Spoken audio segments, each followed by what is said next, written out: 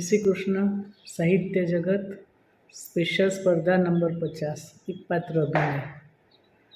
મારું પાત્ર છે હું એક નારી. હું એક નારી. મારું શું અસ્તિત્વ? પૃથ્વી ઉપર આવતા પહેલાં મારા આગમનને રોકવા ભ્રૂણ હત્યા. આવી ગયા પછી ઉછેરમાં ભેદભાવ, ભણતરમાં ભેદભાવ, વર્તનમાં ભેદભાવ. શા માટે? હું એક સ્ત્રી છું. હું જ વંશવેલો આગળ વધારું છું. હું બાળકને જન્મ આપું છું. મારાથી દુનિયા ચાલે છે. મારાથી બધાનું અસ્તિત્વ છે. અને મારી જોડે જ ભેદભાવ. લગ્ન નથી કરવા, નથી ઈચ્છા તો પાણી ના ન પાડી શકું. મારે પરણવું પડે. શા માટે? યોગ્ય છોકરો પાત્ર ન મળે તો કાળી છે, ઊંચી છે, ભણી નથી, બહુ ભણતર છે. શા માટે? હું એક કઠપૂતળી છું કે શતરંજનું પ્યાદું છું? હું એક દીકરી છું. પરણાવી તો એક પત્ની છું, ઘરની વહુ છું. માતા બની તો મા છું. માતા નથી બની તો બની શકે તો વાંજણી છું.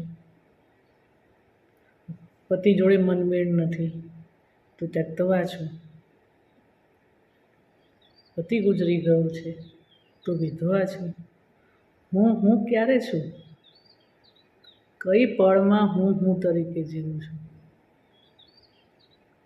બસ સતત પરીક્ષાઓ, સતત અગ્નિ પરીક્ષા. મારી મહત્વાકાંક્ષાઓ છે, મારી મંશાઓ છે, મારી ઈચ્છાઓ છે. મારે પણ ભણવું હતું. મારું પણ એક સ્ટેટસ હોય એવું ઈચ્છા હતી મારી. બસ સતત અન્યાય.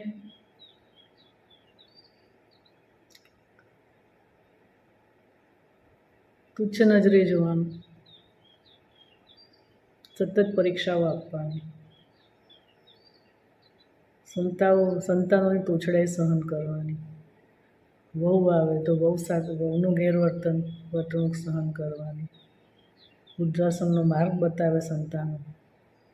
બસ સતત સહન કરવાનું. મારું અસ્તિત્વ અલગ ક્યારે હશે? અબળા છું. હું સબળા ક્યારે છું? હું જ જગતનું સર્જન કરું છું. તું અબળા ક્યાંથી? કેટલું સહન કરીને એક બાળકને જન્મ આપું છું, તું અબળા? હું સર્વશક્તિમાન સ્ત્રી છું એવું ક્યારે સ્વીકારશે? બસ સતત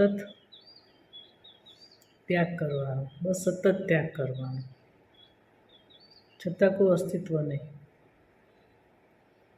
હું સ્ત્રી ક્યારે બનીશ? હું એક નારી. મારું અલગ અસ્તિત્વ ક્યારે થશે?